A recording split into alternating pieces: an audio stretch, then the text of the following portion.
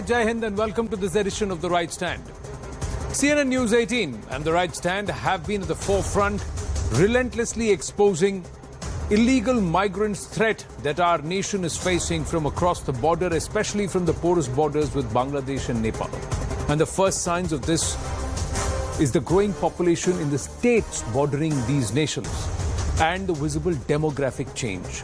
The ominous signs are backed by census figures. Even census 2011, 12 years since the last census, the influx of illegals seems to only have escalated.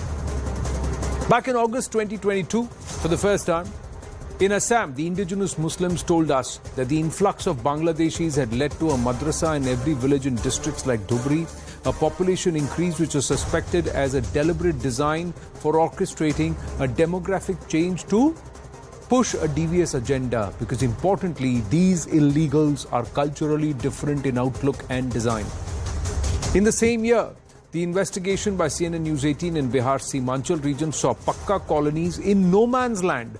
At least 7 districts in Bihar form Simanchal that runs parallel to the Indo-Nepal border that witnessed dramatic demographic shift that widened the scope for illegal activities along India's international border. A similar trend on ground was also witnessed in Uttar Pradesh, where the no man's land with Nepal extends.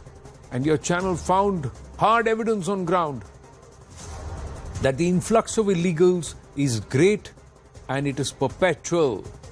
In Uttar Pradesh, along the India-Nepal border districts of Bahraich, Maharajganj, Pilibhit, etc., a 30% spurt was seen in madrasas and masjid constructions compared to the previous year. And now in Jharkhand, a similar trend is being witnessed. CNN News 18's investigation exposes the reality of Jharkhand. Our exposés in the past have forced the centre to take note. Agencies were instructed to keep a hawk eye on the demographic changes in the border areas.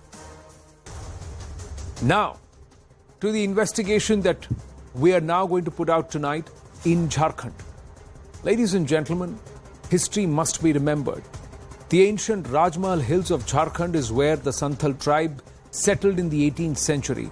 The brave Santhals rebelled against the British in 1855, 2 years even before the 1857 revolt.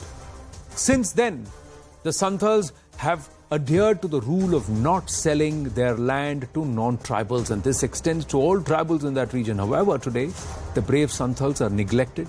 Their existence is in danger due to demographic changes. They are forced to leave their homes, their traditional lands, and migrate to other states and other places in search of livelihood, and also because of this constant influx of illegals. This unabated influx of illegals from Bangladesh into Santhal Parganas division of Jharkhand has not only triggered a cataclysmic demographic change but also poses a grave threat to the tribals of the state. CNN News 18 Saurabh travelled across Jharkhand to assess the impact of influx of illegal immigrants from Bangladesh and discovered how these illegals are being provided shelter in madrasas in tribal Santhal Pargana region. Fake documents are being created and their names are being added to the electoral rolls. Before we get you the entire ground report, here are some of the top findings of CNN News 18's investigation. The first finding: the influx of illegal immigrants or illegals from Bangladesh is huge. It's steady. Illegals reportedly given shelter in madrasas. So there are locals who are actually helping them, or agents or people, agencies who are backing, or entities who are backing this influx, perhaps with a greater devious design.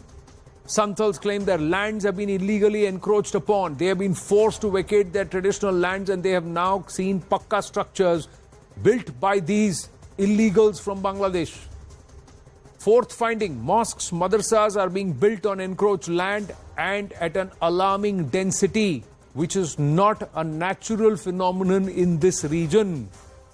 Jharkhand police raising red flag over illegals. They've actually written a letter, the special branch has written a letter across Jharkhand asking the district commissioners, collectors and the important senior police officials to keep a close watch. Have a look at this detailed investigation report. Behind me is the Rajmahal Hills of Santhal region in Jharkhand, where the Santhal tribe had settled in 18th century. They were brought by Britishers for agricultural purposes.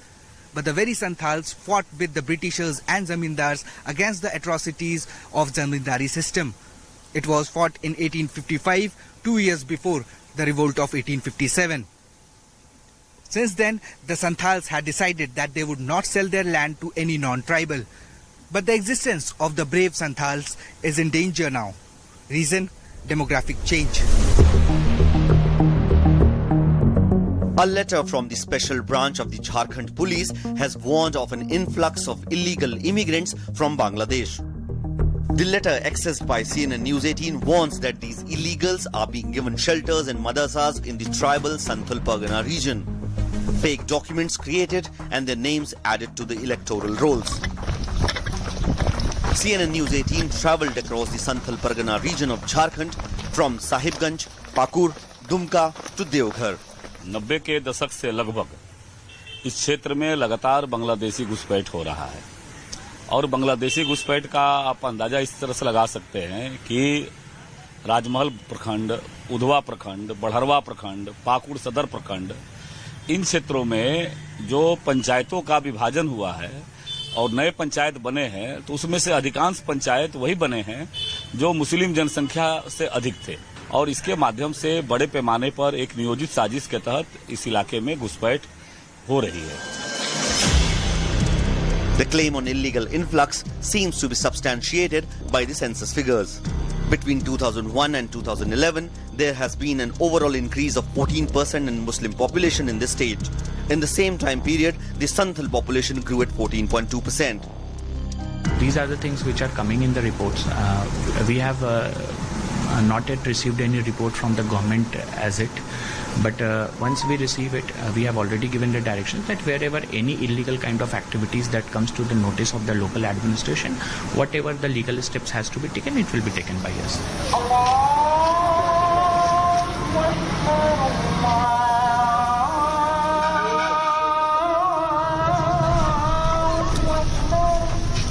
For the BJP, this change in demography is due to Bangladeshi infiltration, a claim the state government denies. Government appears to be playing down the issue, blaming the BJP for fear-mongering.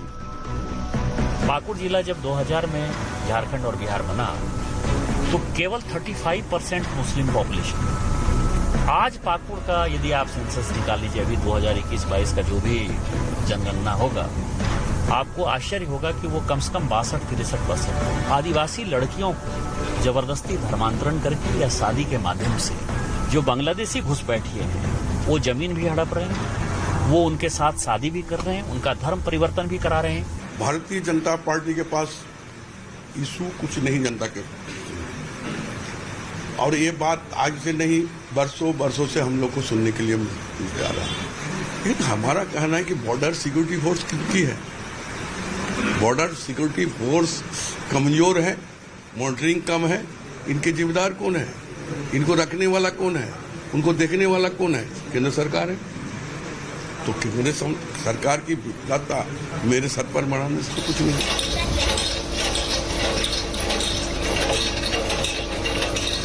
Social researchers quoting government data say the Adivasis form the biggest among the migrant population, fleeing from unemployment and poverty. एक तो government jobs काफ़ी कम है और जो भी इस क्षेत्र में जो भी काम करते हैं लोग एक्चुअली मोस्टली पलायन करके महाराष्ट्र, गुजरात और आपका पंजाब पलायन करके ही लोग काम करते हैं. तो यहाँ पर कोई बहुत बड़ा फर्क नहीं हो रहा, लेकिन बाहर जाके यही लोग काम करते हैं. Activists allege that these illegal immigrants are encroaching on tribal land, especially in the Sahibganj district. This land in the Nayabasti locality of Rajmahal is owned by J. Tudu, a Santhal. He alleges that his private property was encroached upon by Muslims. Construction of pakka houses can be seen on this land. We tracked him down and he showed us the papers of that land. He alleged that he was not the only victim. बहुत सारे ऐसे हैं हमारे cast के लोग जो हैं उनकी ज़मीन पे भी काफ़ी सारे अवैध कब्जा हुआ है। ये किसी न किसी रूप से हुआ है, या कोई जमाई बन के कर ले, या कुछ शादी का प्रलोभन देकर कर ले, या कोई दूसरा स्वार्थ देकर कर ले, लेकिन कब्जा वहाँ पर हमारे संथाल ट्राइब की ज़मीन पे काफ़ी कब्जा हुई है। We are here at Rajmahal subdivision of Sahibganj district, and this side of the railway track, we can see the land over here, and it's totally tribal land according to the papers what we have got. And now we can see the constructions going on. Some makeshift houses are there made up of aluminium sheets, and brick houses are there. That means that construction of some houses have already begun, and we are learning that these houses belong not of the tribals, but from illegal migrants, according to the local people here.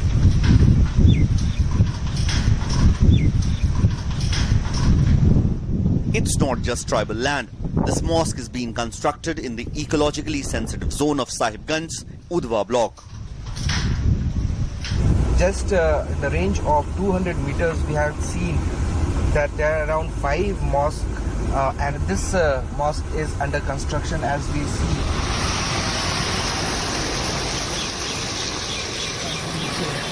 The local MLA says he has raised the issue in the Jharkhand Assembly but has received no response.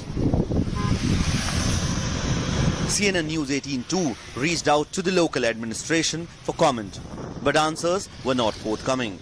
मैंने विधानसभा में इस बात को उठाया था कि आप पता करिए कि वहाँ धार्मिक स्थल कैसे बन रहा है, लेकिन सरकार गोल मटोल जवाब दे करके अपना इतिश्री समझ ले रही है। तो कहीं न कहीं ये तुष्टीकरण की राजनीति के कारण इस प्रकार का खेल चल रहा है। We have traveled more than 2,500 kilometers and covered 4 districts and international border as well to bring you this report. There are several cases of Bangladeshi infiltration. The Ranchi High Court has taken cognizance of the PIL filed, and the special branch has asked the police captains to submit a report. The issue is the internal security of the state. The issue is the survival of the tribes in the state. The issue is whether the government is playing appeasement politics. The outcome will be the action taken by the state. With camera person Shahboob Alam, this is Saurav reporting from Santhal Pargana for CNN News 18. This is India. Anybody can come here and live here as long as they do it officially. Illegals are forcing tribals to leave their traditional lands. The Santals who are integral to the Bharat story, those who are integral to the fight for our freedom, those who resisted the colonizers are now have to move out of these places because their lands are being taken, they are being forced to flee, and illegals are being allowed to settle on land that doesn't belong to them by people with vested interests. Let's go straight across to Kunal Sarangi, spokesperson of the Jharkhand BJP, and Tanuj Khatri, spokesperson of the Jharkhand Mukti Morcha. We'll have Neeraj Hembram, Santal activist, also joining us, and we are hopeful that Raghubar Das, the former Chief Minister of Jharkhand, also joins us. But Kunal Sarangi, is this a new phenomenon or it's been happening for a while and nobody's done anything about it? See, as you rightly mentioned in your report, our Honorable MP Nisikant Dubeji has raised it in the Parliament so many times in the last 1 decade. So it's not a new problem. The new problem is this government. It is like that big elephant in the room that they don't want to see. It is a prevalent phenomenon there in Santhal Pargana. Everybody knows that how this infiltration happens, how the local madrasas play host to these infiltrators initially till they get their IDs done, official IDs, get these people included into the voter list so that they are officially Indian citizens, illegal Indian citizens. They are made, and then the real game begins, like marrying the local Adivasi women, acquiring acres and acres of land. So this is how the entire ecosystem functions. So you need to go very deep into this because local politicians, local NGOs, they all have a very huge nexus in Santhal Pargana. And I'll just quote a few numbers before we go into the details of this. In Sahibganj, if you go by the population in 2001, the total population was around 9,27,000. Out of which the Muslim population was around 2,70,000. Come to think of it, in 2011, the same Muslim population has gone up to 3,08,000. So this increase is absolutely not justifiable by any stretch of imagination, that it is a normal increase. unless it has been purposefully done in connivance with the local administration and the people who get the benefit of this vote bank. How do you want to respond, Tanuj Khatri? देखिए, जब जब देश में चुनाव आता है तो Bharatiya Janata party को हिंदुस्तान के साथ पाकिस्तान और साथ में फ्री में बांग्लादेश याद आता है। ये भूल जाते हैं कि जब डबल इंजन की सरकार थी और देश में 9 सालों से इनकी सरकार है, क्या बॉर्डर सिक्योरिटी फोर्स पर हेमंत सोरेन जी बैठे हुए हैं क्या?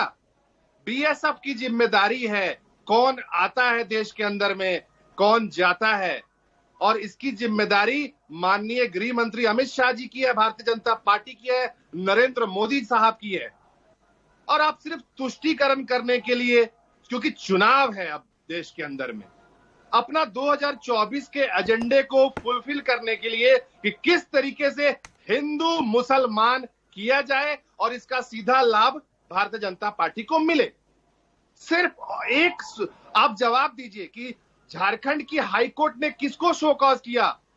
केंद्रीय गृह मंत्रालय को झारखंड की हाईकोर्ट ने किया। और इनके जो विधायक, स्थानीय विधायक, वो कहते हैं कि 1990 से हम आंदोलन कर रहे हैं वहां पर। अच्छा, आप 1990 से आंदोलन कर रहे थे, लेकिन तब आप कहां थे जब आपकी सरकार थी? अच्छा, आपने कुणाल कुछ कहना, कुणाल कुछ कहना चाहते हैं? कुणाल कुछ कहना चाहते हैं? I would like to remind my dear friend Tanuj Khatri that the High Court has not pulled up the central government; it has pulled up the state government by mentioning it very clearly that what have you done till date about this infiltration issue? What your DCs have done, what your SPs have done. The High Court has actually asked the state government to submit a report of all the 4 district DCs as soon as possible, that what they have done about this issue. Second thing, they keep mentioning it. It's a very pathetic narrative that they always take, that whenever it is an election time, it's not election time. This has been going on for the last, till Jharkhand's formation, for the last 23 years. In the local assembly, also in the parliament, our representatives have been raising this issue time and again. And as far as BSF, the role of BSF is concerned, the BSF has also submitted a clear-cut report to the Home Ministry that this is what they have done and how the local functionaries are in connivance with मेरा प्रश्न बहुत simple. See, देखिए, if you are raising it for many decades, how are they coming? सबसे बड़ी दूसरी बात, तनुज, एक बार अगर वो आ गए, ठीक है, आपकी सरकार ने ये मुद्दा उठाया है। दूसरी बात, संथल तो झारखंडी हैं, वो तो झारखंड के लोग हैं, जमीन तो उनकी है, अनाधिकृत जमीन पर मस्जिद और मकान कैसे बन रहे हैं, मदरसे कैसे बन रहे हैं, ये तो स्टेट का इशू है। इस पे सेंटर क्या करेगी? एंड एनआईए ने कितनी बार इस चीज को कहा है? तनुज को बोलने दीजिए। हमेशा झारखंड से जुड़ क्यों जाते हैं?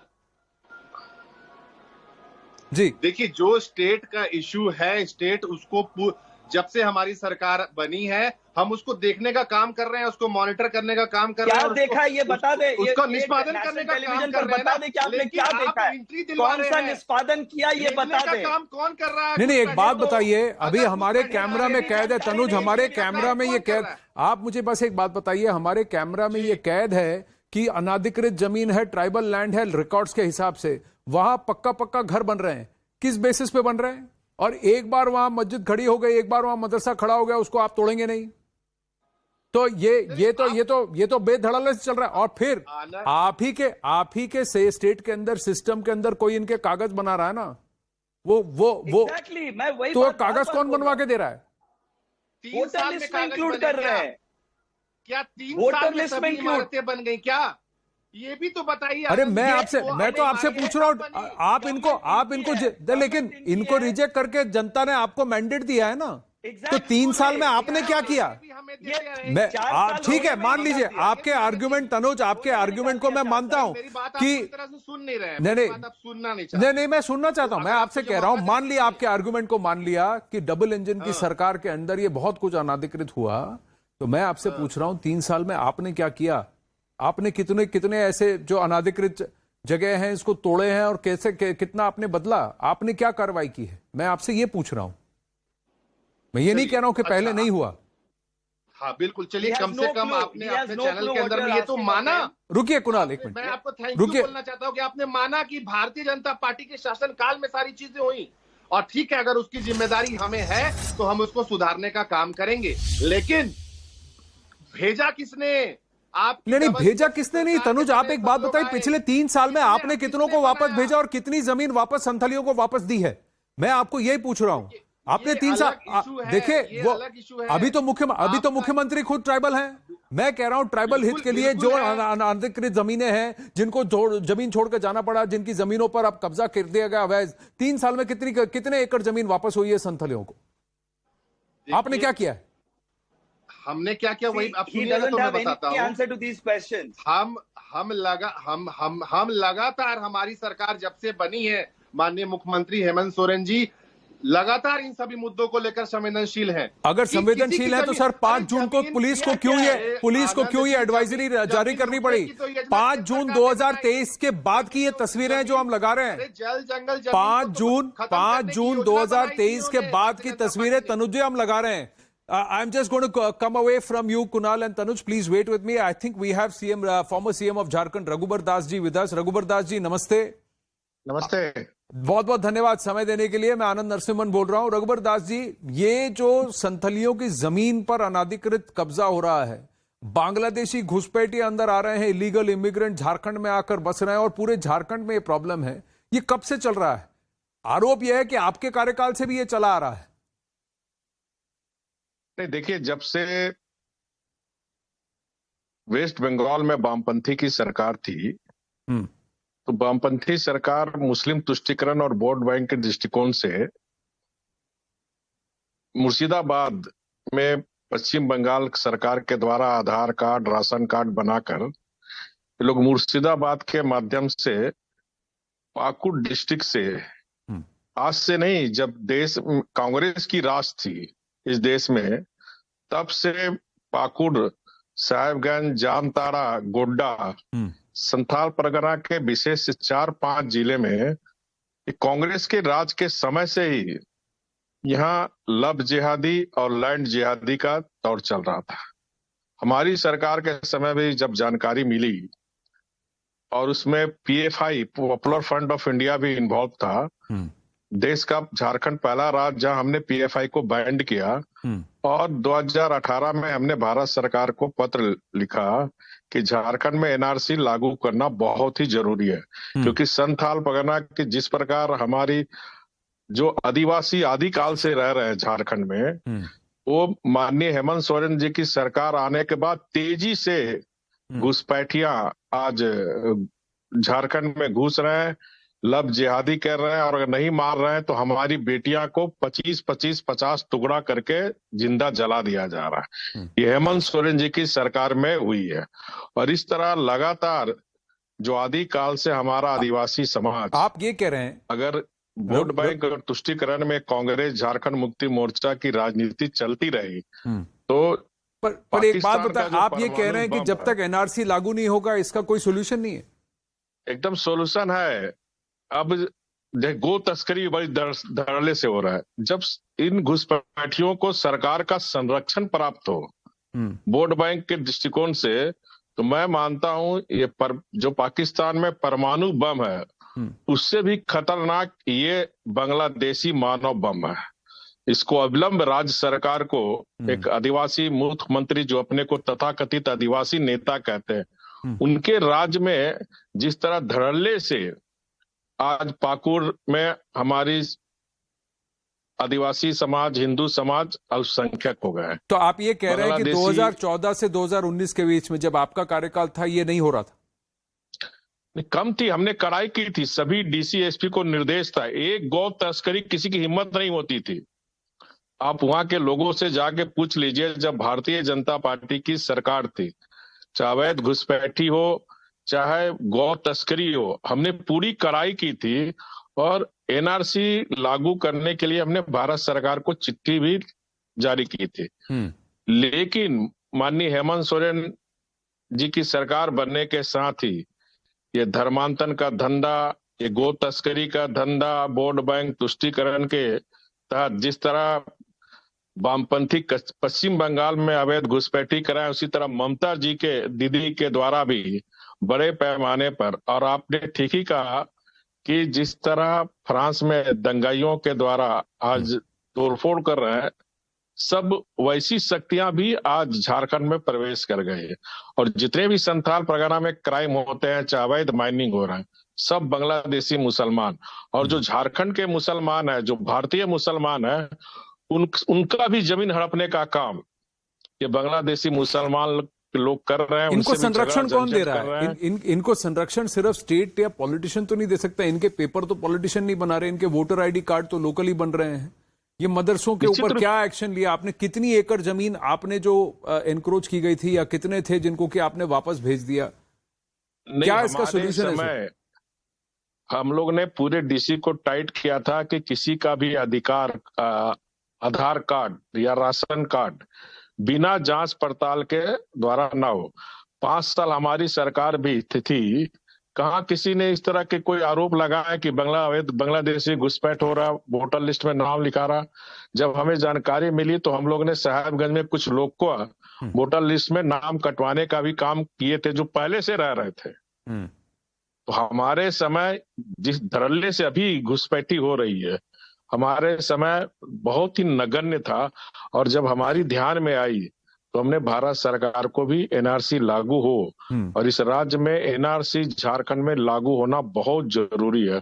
नहीं तो झारखंड में हमारा जो आदिकाल से आदिवासी समाज रह रहे हैं, जो मूलवासी समाज रह रहे हैं, अल्पसंख्यक के पर हेमंत सोरेन जी तो खुद ही मूलवासी हैं। हेमंत सोरेन जी इसकी आज्ञा क्यों देंगे? तो इनको आदिवासी समाज से कोई मतलब नहीं है, इनको वोट बैंक से मतलब है, तुष्टीकरण से मतलब है। इनको सत्ता की राजनीति कर और यहाँ के प्राकृतिक संसाधन को लूटना। जब जब इस राज्य में कांग्रेस झारखंड मुक्ति मोर्चा आरजेडी की शासन बनी, तब तब हमारे यहाँ के प्राकृतिक संसाधन की लूट हुई। 2007-8 में भी झारखंड मुक्ति मोर्चा कांग्रेस आरजेडी की सरकार थी। एक निर्दलीय को मुख्यमंत्री बनाकर जो पूरी दुनिया में 4000 करोड़ का घोटाला, माइंस घोटाला, आज भी आप देखें इन 3.5 वर्ष के अंदर 2 इनके बड़े अधिकारी आज जेल में है। खुद मुख्यमंत्री पर कटघरे में खड़े हैं। 5 साल हमारी भी सरकार थी, ईमानदार सरकार दिया था हमने। कोई मंत्री अधिकारी पर किसी तरह की कोई जांच नहीं। ये स्थिति झारखंड में है। और आदिवासी मुख्यमंत्री रहते हुए देखिए, मैं पॉलिटिकल आरोप से ज्यादा मैं तो ये इतिहास आप भी भारतीय हैं, हेमंत सोरेन जी भी भारतीय हैं, संथाली तो यहाँ के मूल निवासी हैं। तो इन भारतीयों को छोड़कर कोई बांग्लादेशी और इलीगल जो आए हैं, देश में अवैध रूप से आए हैं, उनकी मदद क्यों कोई करेगा? वोट बैंक, क्योंकि ये एक मुश्त वोट देते हैं। इनको आदिवासी समाज से मतलब नहीं है, संथाली समाज से मतलब नहीं है, इनको वोट से मतलब है। इनकी सत्ता की राजनीति का जो समीकरण है उससे मतलब है। इनको ना संथाली समाज से मतलब है, ना आदिवासी समाज से मतलब है, ना झारखंडियों से मतलब है, ना इस राज्य से मतलब। इनकी राजनीति सिर्फ वोट बैंक की दुकानदारी चलते हैं। पर अब आप एक बात बताइए, जितने अब आ गए जिन्होंने अपने कागज बनवा लिए, आप जानते हैं वो बांग्लादेशी हैं, उनको आप वापस नहीं भेज सकते क्योंकि वो अपने कागज दिखाएंगे। तो एनआरसी लागू करने से क्या होगा? नहीं तो कब से कागज बनाए भी जांच करना होगा ना। फिर मैं कह रहा हूं कि इसका सबसे जो ये पश्चिम बंगाल मुर्शिदाबाद, ये जो काफी संख्या में इधर, ठीक है पाकुड़ से हमारा 40-50 किलोमीटर बॉर्डर है बांग्लादेश, जो नदी की तरफ से आता है, लेकिन बड़े पैमाने पर जो बांग्लादेशी घुसपैठ होते हैं वो मुर्शिदाबाद के थ्रू होता है। क्योंकि वो बांग्लादेश से सीधे मुर्शिदाबाद आ जाते हैं और वहां आधार कार्ड, राशन कार्ड में, और वो प्रवेश करते हैं झारखंड में। और वो बांग्लादेश का भी वोट देते हैं, वहां के भी नागरिक है, झारखंड के भी नागरिक है। तो इसीलिए बहुत जरूरी है झारखंड में एनआरसी लागू होने की जरूरत है यहाँ। अन्यथा झारखंड का पूरा डेमोग्राफी बदल जाएगा। हमारा आदिवासी समाज जो आदिकाल से रह रहे हैं उसकी अस्तित्व ही आज खतरे में है। तो आप ये कह रहे हैं कि एनआरसी के अलावा और कोई सोल्यूशन नहीं है?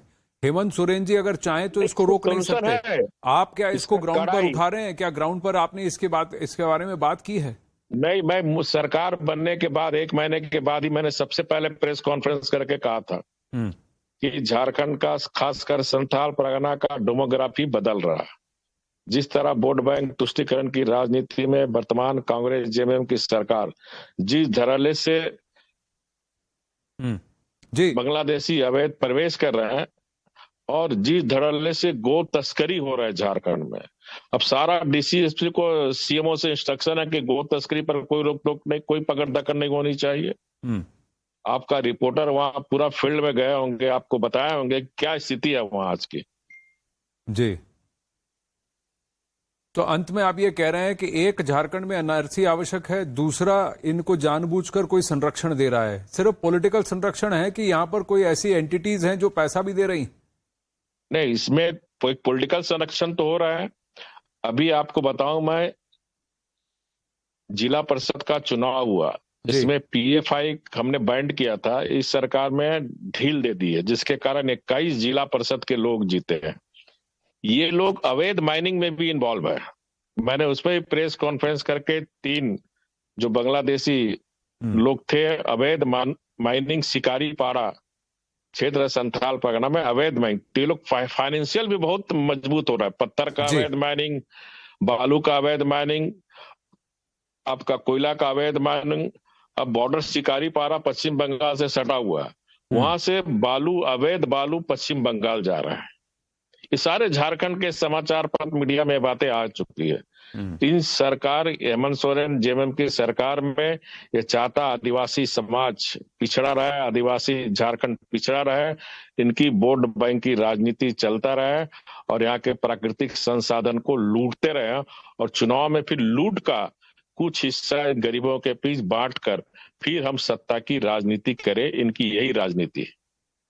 रघुवर दास जी, हमसे बात करने के लिए बहुत बहुत धन्यवाद। unabashed and unbridled there, Raghuvar Das, in his criticism of the Jharkhand Mukti Morcha, and also saying that this is a larger problem. I'm just going to take this back. Raghuvar Das ji, बहुत बहुत धन्यवाद. So he's saying that it's not just illegal influx of illegals, they are also into illegal mining, cattle smuggling, and they are also forcing the locals, the indigenous population out. And he's saying during his tenure they tried to curb it, but the solution is NRC. Over the last 4 years, there has been a khuli chhoot under the Hemant Soren government. Now, I am somewhere very surprised, Tanuj Khatri, that Hemant Soren ji, despite being a Moolwasi, despite being a tribal, how and why will he allow this to the Adivasis, and why would he allow this to happen there? There is visual evidence of tribal land being brazenly encroached upon. Tanuj, please respond, and then Kunal. देखिए Anand ji, surprise तो हम तब होते हैं जब रघुवर दास जी के मुख से आदिवासियों की बात निकलती है। वो तब चुप हो, तब कहाँ चले जाते हैं जब तब देखिए, बोल बीच में पूर्व मुख्यमंत्री को भी हमने सुनने का काम किया जी। तब वो कहाँ चुप हो जाते हैं जब मध्य प्रदेश के अंदर में आदिवासी युवक के चेहरे पर पेशाब किया जाता है। तब वो क्यों चुप हो जाते हैं जब मणिपुर पे आदिवासियों पर की हत्याएं होती हैं, दंगा होता है, और वो कहते हैं कि सरकार बनने के 1 महीने के बाद मैंने प्रेस कॉन्फ्रेंस किया। अरे वाह रघुवर दास जी, क्या खाया था आज आपने? 1 महीने के बाद आपने प्रेस कॉन्फ्रेंस किया, तो 1 महीने पहले ही आप जब सत्ता में थे कड़ी कार्रवाई कर देते। तो ऐसी तो बातें निकल कर आई। आज इनके पास जवाब नहीं है कि बीएसएफ इनका क्या कर रहा है, आज इनके पास जवाब नहीं है कि गृह मंत्रालय क्या कर रहा है, और हास्यास्पद बात करके जाते हैं टीवी चैनल पर कि हेमंत सोरेन की सरकार बनने के 1 महीने बाद इनके पास जवाब नहीं है। इनके एक साल पुराने वीडियो की बात आप उठा सकते हैं, लेकिन 4 साल से जो चल रहा है उस पर आपने एक ठोस जवाब नहीं दिया। एक चित्र आपने मुझे नहीं बताया जहां इन इलीगल मस्जिद, इलीगल मदरसे, इलीगल मकानों पर आपने बुलडोजर चलाया हो और ये कहा हो कि ये संथलियों की जमीन है, संथली यहां रहेंगे, कोई घुसपैठिया नहीं रहेगा। 4 साल में एक तस्वीर तनुज खत्री अगर आप निकाल के मुझे आज दिखा देते तो मैं कहता देखिए यहां डिबेट सेटल हो गया, बात खत्म हो गई। आपने भी विषय को भटकाने का काम किया, आपने सीधा जवाब नहीं दिया है। आप रघुवर दास जी पे जो आरोप लगा रहे हैं वो आरोप आप पर भी लगते हैं। Kunal, final word. My point is, sir, if it's been happening for decades, what have the people of Jharkhand and the political leadership cutting across political parties done? Do these people don't matter? How are you allowing this? How are we as a nation allowing this? Anand, Tanuj Khatri is as clueless as the government is about this issue. you'll be surprised to know that it is not only about infiltration. The impact has been so wide that schools there now have been named automatically without taking permission from the State Department as Urdu schools. Yes. And weekly off, which is supposed to be a Sunday, now it is a Friday, which is a weekly off in many schools in Santhal Pargana. So you can Purv ki imagine the sarkar mein impact bhi this weekly off hota tha. infiltration.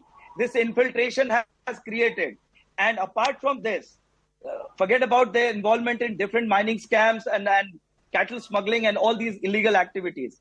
The state government, knowing fully well that the infiltration is going on for the last forever, is absolutely unbridled. The local administration has been instructed by the state government not to act upon these people because there is a minister who is a local MLA from this area. He is a very powerful minister, part of this government, who has been the main conspirator and a person who has nurtured this infiltration over a decade for his own vote bank. This is the reality of Santhal Pargana. It is high time. Previous what you're has saying, as far as the NRC Santhal Pargana is voted concerned, we to reported power, this in more than 8 or voted to 10 power. districts in Bihar. Absolutely. So this is Bihar a as well, worrying exactly. trend, and we And have traced also- this. We have traced these illegal And influx Anand, of illegals we cannot skip West Bengal. on the Because UP, this Bihar, border now area- Jharkhand, and border also area is- Bengal and also Assam. So we have seen this happening. But my Absolutely. The point is, border if it is area happening in comes so under many the government states, of West Bengal.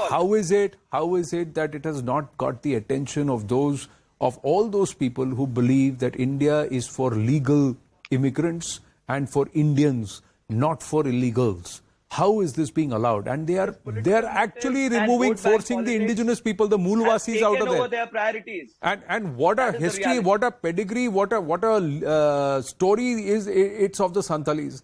And how can we just allow them to wither away like this and their lands be taken away like we this? have made I it think very it should clear prick voting everybody's power conscience what we have put out tonight. Thank you very much, Kunal and Tanuj. Thank you very much. Before we take a break here on